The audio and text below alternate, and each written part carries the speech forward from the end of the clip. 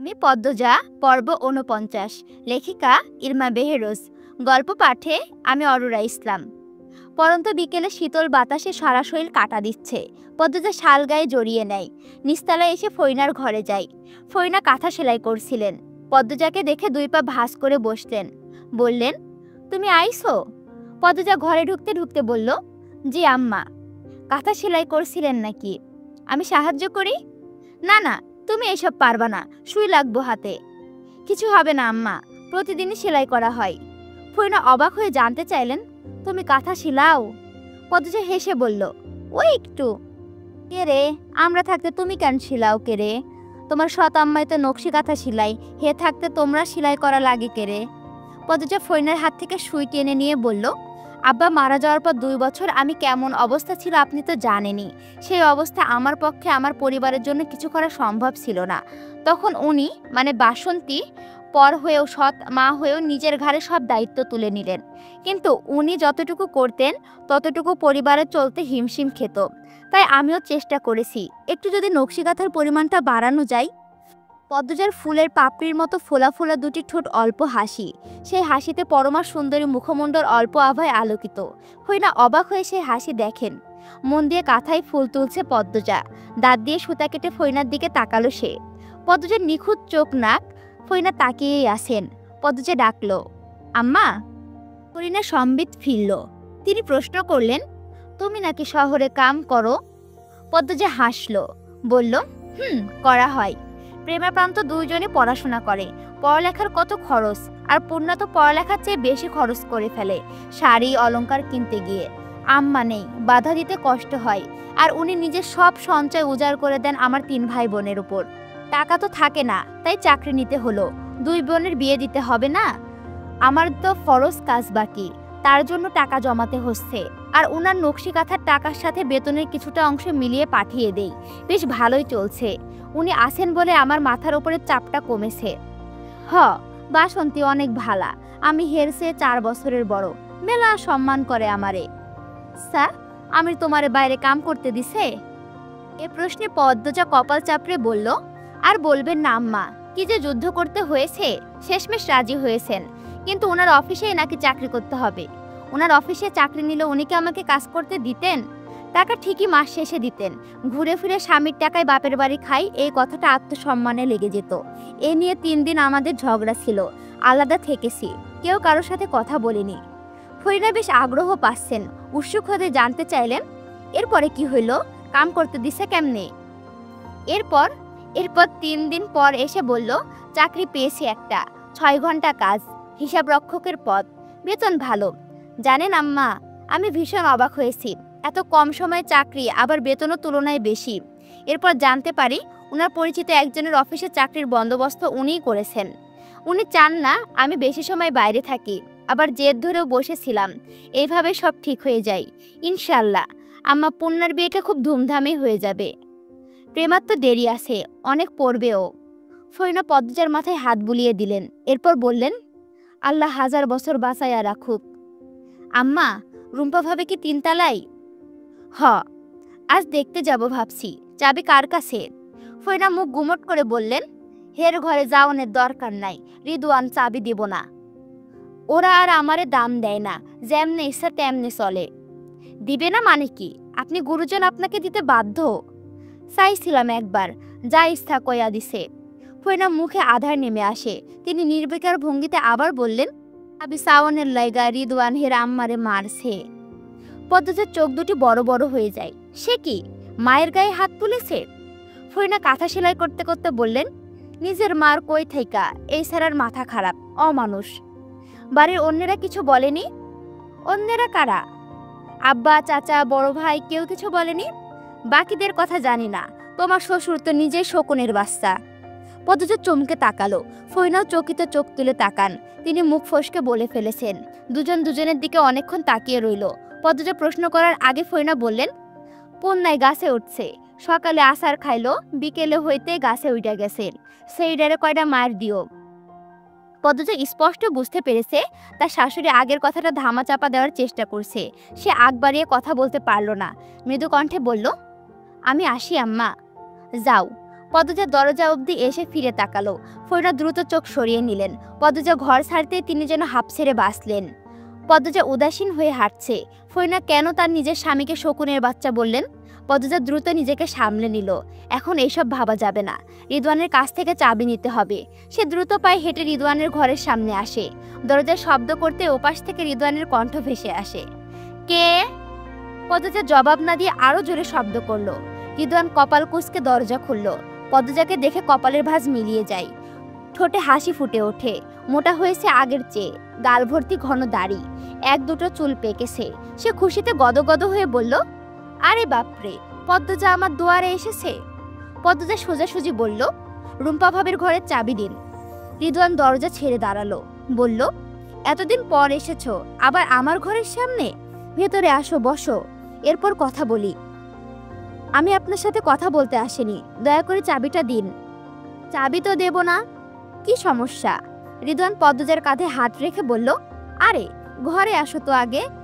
পদ্মজা এক ঝাটকায় রিদওয়ানের হাত ছড়িয়ে দিল। চোখ গরম করে তাকিয়ে বলল, চাবি দিন। চোখ দিয়ে তো আগুন ঝরছে, কিন্তু আমি তো ভয় পাচ্ছি না। চাবি তো আমি দেব না। দেবেন না? রিদওয়ান আড়মোড়া ভেঙে আয়েশি ভঙ্গিতে বলল, না।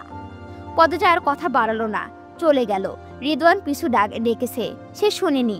মগাকে দিয়ে পাথর নিয়ে 3 তলায় আসে। মদন একটা ঘরের সামনে চেয়ার নিয়ে বসেছিল। পদ্মজা বুঝতে পারে তাহলে এই ঘরেই রুম্পা আছে। সে দরজার সামনে এসে দাঁড়াতে মদন বলল, কিছু দরকার ভাবি? পদ্মজা নির্বিকার ভঙ্গিতে বলল, তালা ভাঙবো। মগা, তালা ভাঙো। মদন দরজার সামনে দাঁড়ায়, বলে, রিদওয়ান ভাইয়ের কাছে চাবি আছে, তার কাছে থেকে লয়ে আসেন, তালা ভাঙেন না। উনি আমাকে চাবি দেননি, তাই আমি তালা ভাঙবো, আপনি সরে দাঁড়ান। না ভাবি, এটা হয় না, আমার ওপরে এই ঘরটা ভার আছে, আপনি সরে দাঁড়ান। পদ্মজা কথাটা বেশ জোরেই বলল। মদন হাওলাদার বাড়ির বইয়ের সামনে আর দাঁড়িয়ে থাকা সাহস পাচ্ছে না। সে দৌড়ে নিচে যায়। বাড়ির সবাইকে গিয়ে বলল, পদ্মজা তালা ভাঙছে। খলিল, আলমগীর, আমির, রিদওয়ান, ফরিনা, আমিনা ছুটে আসেন।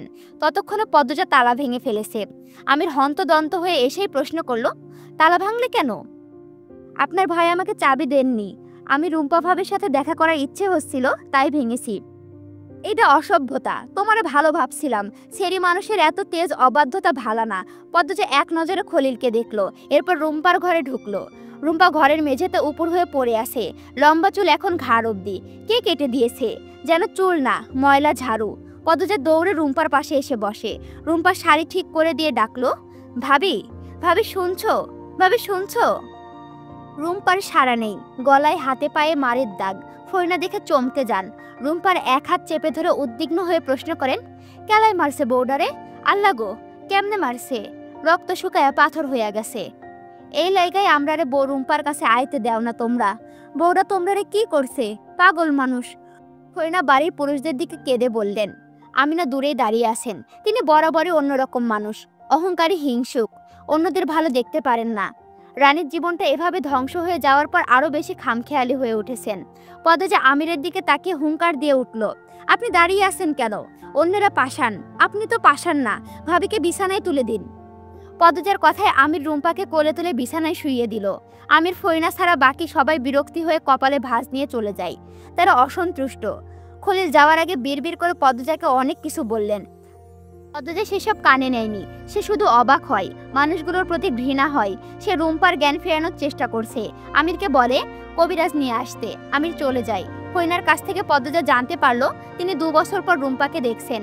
কি অবাক কাণ্ড! কখন চুল কেটে দেওয়া হয়েছে জানেন না। পদ্মজা জানতে চাইলো, কেন এত ভয় পান বাড়ির পুরুষদের? একটু শক্ত করে কথা বলে ভাবিকে দেখতে আসতে পারলেন না? ভাবির মা বাপের বাড়ি কোথায়? উনারা মেয়ের খোঁজ নেন না? রুম্পার মা বাপ নাই, ভাই আছে 2টা। ভাইগুলো আগে খোঁজ নিত না, পাগল হোনার পর থেকে আর নামও নেয় না। মানুষ এত স্বার্থপর কি করে হয় আম্মা? রুম্পার শাড়ির ময়লা ঝেড়ে দেন, ঘর ধোয়ার পরিষ্কার করেন, রুম্পার জ্ঞান ফেরান। কিন্তু কথা বলার শক্তিটুকু নেই। সে ড্যাব ড্যাব করে পদ্মজার দিকে তাকিয়ে থাকে, যেন পদ্মজার জন্য অপেক্ষায় ছিল, পদ্মজার জন্যই বেঁচে আছে। কিছু বলার চেষ্টা করে কিন্তু বলতে পারে না। কতদিন ধরে তাকে পানি ছাড়া কিছুই দেওয়া হচ্ছে না। ক্ষুধার চোটে বালি খেয়েছে। ঘরের এক কোণে বালির বস্তা রাখা। পেট খারাপ হয়, পুরো ঘর নষ্ট করেছে। বমি করতে করতে ক্লান্ত হয়ে গতকাল থেকে সে অজ্ঞান। তবুও কেউ এসে দেখেনি। পদ্মজার চোখের জল আপনা আপনি পড়ছে। রুম্পার কষ্ট তাকে দুমড়ে মুচড়ে দিচ্ছে। সে মনে মনে শপথ করে রুম্পাকে নিয়ে যাবে শহরে। হরিণা ও পদ্মজা মিলে রুম্পাকে গোসল করালো। এরপর নতুন শাড়ি পরিয়ে গরম গরম ভাত খাওয়ালো, চুলে তেল দিয়ে দিল। খাওয়া শেষে রুম্পা বিছানায় নেতিয়ে পড়ে। শরীরের শক্তিটুকু আসতে সময় লাগবে, একটু ঘুমালে হয়তো। পদ্মজা রুম্পার মাথায় হাত বুলিয়ে দিয়ে বলল, ঘুমাও ভাবি। রুম্পার দুর্বল দুটি হাত পদ্মজার হাত শক্ত করে ধরতে চাইছে। পদ্মজা টের পেল, সে রুম্পার দুই হাত শক্ত করে ধরে বলল, তোমাকে ছেড়ে যাব না, থাকবো আমি। রুম্পার চোখ বেয়ে জল গড়িয়ে পড়ে। পদ্মজা মুছে দিল। ফরিনাকে বলল, আম্মা আমি আমার ঘর থেকে আমার কোরআন শরীফ আর জায়নামাজ নিয়ে আসি, আর ওনাকে বলে আসি আপাতত আমি রুম্পা ভাবির সাথে থাকবো। যাও তুমি, আমি এখানে আসি। পদ্মজা বেরিয়ে গেল। বারান্দা পেরোবার সময় আগল ঘরের সামনের উঠানে চোখ পড়ল। সেখানে পূর্ণা রানী বাচ্চাদের নিয়ে গোল্লাছুট খেলছে। পূর্ণার পরনে শাড়ি। মেয়েটি এত দস্যি হলো কি করে? সে চোখ সরিয়ে নিজের ঘরের দিকে গেল। তার আজান পড়ায় বেশি দেরি নেই। রানী এক দলের নেতা, পূর্ণা অন্য দলের। দুই দলের নাম শাপলা আর গোলাপ। প্রতি দলে 6 জন করে। বাচ্চাগুলোর বয়স 9 থেকে 10 বছর এই রকম। আলো আগল ঘরের বারান্দায় চেয়ারে বসে আছে। মৃদুল আগল ঘর থেকে বেরিয়ে বলল, এই বাচ্চারা, আমারও খেলতাম। রানী বলল, না না, তোরে নিতাম না। পূর্ণা মৃদুলকে দেখে অন্যদিকে চাইলো। তার ভীষণ লজ্জা করছে মৃদুলের সামনে পড়তে। মৃদুল আরেকটু এগিয়ে এসে বলল, ডরাইছোস? ডরাই নিরি কথা। এই মৃদুলের সাথে কেউ পারে না, আর তুই তো মুটকি, কেমনে পারবি? আমি তোর 4 মাসের বড়, সম্মান দিয়ে কথা ক। মাঝখান থেকে সর, খেলতে দে। ধুর, তোর শরীর এখন খেলার সময়, আর তুই খেলতাছস? সর। এই এই বল মাস, তোমার দলের একটারে বাদ দিয়ে আমারে লও। এই মুটকিরে 100টা গোল্লা দিয়া। আচ্ছা, এখানে আসলে খুব হাস্যকর ভাবে বলা হয়েছে, ওই জন্য হেসে ফেলছি। যাই হোক, আমি আবার রিপিট করছি। তোমার দলের একটারে বাদ দিয়ে আমারে লও। এই মুটকিরে 100টা গোল্লা না দিলে আমি বাপের ব্যাঠা না। পূর্ণা হা করে তাকায়। তাকে বোয়াল মাছ ডাকা হচ্ছে, এই জন্য তার দিকে তাকিয়ে বাচ্চারাও হাসছে। দেখতে চকচকে সুন্দর হয়ে গেছে বলে কি যা ইচ্ছা তাই ডাকার অধিকার বাঘিনী পূর্ণার দিয়ে দেবে? কখনো না। সে তেলে বেগুনে জ্বলে উঠে বলল, আমাকে আপনার কোন দিক দিয়ে বোয়াল মাছ মনে হচ্ছে? পূর্ণাকে কথা বলতে দেখে মৃদুল হাসলো, রসিকতা করে বলল, আরে কালি বেহান দেখে কথা কইতেও পারে। পূর্ণা আহত হলো। এক হাতে নিজের গাল ছুঁয়ে ভাবলো, সে কি কালি ডাকার মতো কালো? বাঘিনীর রূপটা মুহূর্তেই নিভে গেল। তার চোখ দুটি ছলছল করে উঠল। যাকে পছন্দ করলো সেই কালি বলছে। পূর্ণা থম মেরে দাঁড়িয়ে রইল। রানী বলল, মৃদুল রে, সর কইতাছি, খেলতে দে। আমিও খেলাম। এই আন্ডা তুই বাদ, তোর বদলে আমি বেয়ানের দলে হয়ে খেলাম। মৃদুলের এক কথায় নেড়া মাথা ছেলেটি সরে দাঁড়ালো। মৃদুল খেলার নির্দিষ্ট জায়গায় দাঁড়ালো। এরপর পূর্ণাকে বলল, কালি বেয়ান, তুমি আগে যাইবা নাকি আমি আগে যাবো? পূর্ণা মিনমিনিয়ে বলল, আমি খেলবো না। রানী দূর থেকে বলল, দেখছস মৃদুল্লা, তুই খেলার মাঝে ঢুকছস বলে পূর্ণা খেলতো না। সব সময় কেন খেলা নষ্ট কইরা দিস তুই? মৃদুল সেসব কথায় ভ্রুক্ষেপ করলো না। সে রসিকতা স্বরেই বলল, আরে বেয়ানের শক্তি ফুরাইয়া গেছে, আর খেলতে পারবো না। এই আন্ডা তুই আয়, বেয়ান খেলবো না। তুই আজ হারবি রে আপা। রানী আত্মবিশ্বাসের সাথে বলল, আমার দলে জিতবো।